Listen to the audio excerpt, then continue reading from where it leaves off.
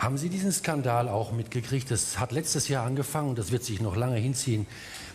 Bestimmt haben Sie davon gehört, der nordkoreanische Geheimdienst soll ja die ganze Welt bespitzelt haben. Die haben jahrelang Merkels Handy abgehört. Wie krass ist das denn? Die Drecks-Nordkoreaner. Das ist ein Pack. Ah, nee, das waren ja die Amerikaner. Ich verwechsel die jedes Mal. Es ist jedes Mal das Gleiche. Furchtbar. Jedes Mal.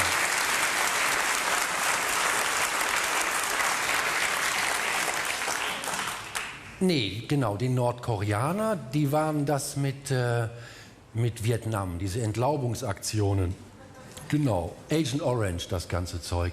Irakkrieg, diese völkerrechtswidrigen Angriffskrieg mit Hunderttausenden Toten und diese tausenden zivilen Drohnenopfer am Hindukusch, das waren die Drecks-Nordkoreaner.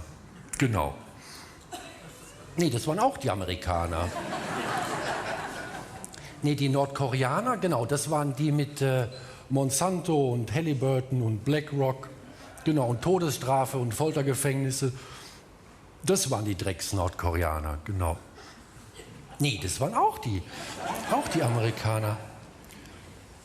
Schade, dass das nicht alles die Nordkoreaner gemacht haben.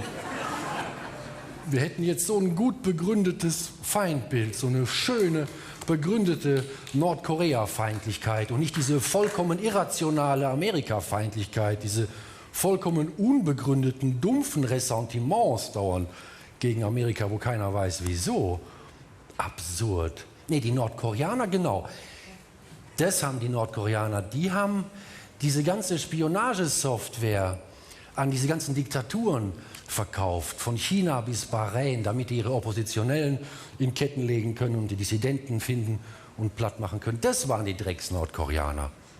Und die haben diese Waffen verkauft an Staaten wie Libyen und Saudi-Arabien, wo man da Leute enthauptet. Das machen die Nordkoreaner. Und Giftgas an Assad und an Saddam Hussein, das waren die Drecks.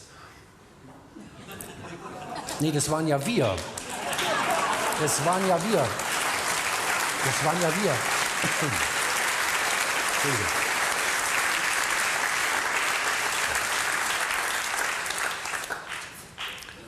Was haben jetzt noch mal die Nordkoreaner gemacht? Ach so, eine Rakete getestet. Hallo? Wie scheiße ist das denn? Kannst du keine Raketen testen? Du musst die wochenlang über orientalische Millionenstädte abwerfen. Dann kriegst du auch einen festen Sitz im Sicherheitsrat. Vom Testen ist noch keiner in die UNO gekommen. Die sind so bescheuert, diese Drecks-Nordkoreaner, verstehst du? Die begreifen das gar nicht. Die Nordkoreaner versklaven und unterdrücken ihr eigenes Volk. Sind die bescheuert? Doch nicht das eigene.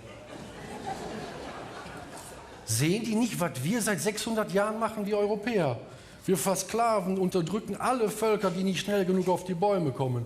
Alle haben wir abgeschlachtet. In Amerika, in Afrika, in Asien und in Australien. Alle Schamanen geschlachtet und die Priester ihnen weggenommen und alles gebrandschatzt, doch nicht das eigene Volk. Und jetzt schicken wir ihnen noch unsere Großkonzerne auf den Hals, die den Rest noch plündern und sie in Elend zurücklassen. Und wenn sie kommen, kommen sie direkt übers Mittelmeer und kommen auf die spanischen Tomatenfelder. Doch nicht das eigene Volk. Logisch haben die Nordkoreaner keine SUVs und Flachbildschirme und Handys. Vom eigenen Volk kriegst du das nicht. Das sind Pillemänner, die Drecks-Nordkoreaner. Ne? Gibt so wenig Pazifisten im Pazifik, ehrlich. Auch hier, ne? Auch hier. Die Friedensforscher werden gar nicht mehr gefragt in solchen Konflikten. Die Friedensforschung hat so gute Arbeit geleistet in den letzten Jahrzehnten. Wofür haben wir die? Es wird einfach wie in der Steinzeit direkt zu den Waffen gegriffen. Die stehen jetzt da in der Ecke. Die freuen sich kaputt. Aber die Nordkoreaner haben auch einen furchtbaren Umgang mit der Macht. Das ist ja auch heftig. Da ist dann der Vater Präsident und dann irgendwann später ist der Sohn Präsident. Das ist krass. Das kannst du dir hier gar nicht, oder in Amerika, das ist undenkbar, das ist so,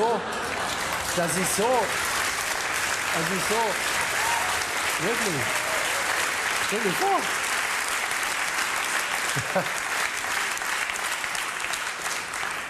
Das ist so vordemokratisch. Und wir regen uns immer über Putin auf, dass der jetzt schon wieder im Amt ist und schon wieder im Amt. Der Putin ist eine arme Socke, weil der keinen Sohn hat, muss der das immer wieder selber. Ja, sicher. Ja, sicher. Was glauben Sie denn? Ja, klar. Ja, schon heftig da mit dem Putin, ne? Die haben da ja massive Probleme in Russland mit Antisemitismus und Rassismus und Nationalismus. Das kann man sich hier gar nicht vorstellen.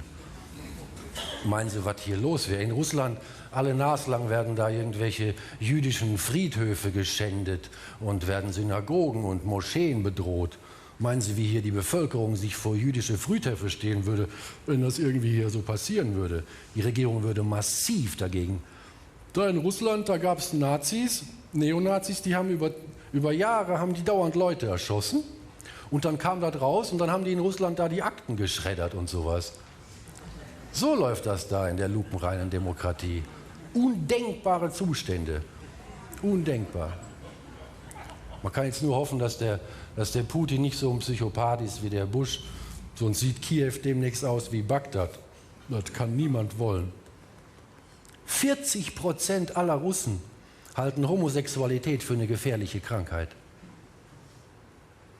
Im Vatikan sind es 100%.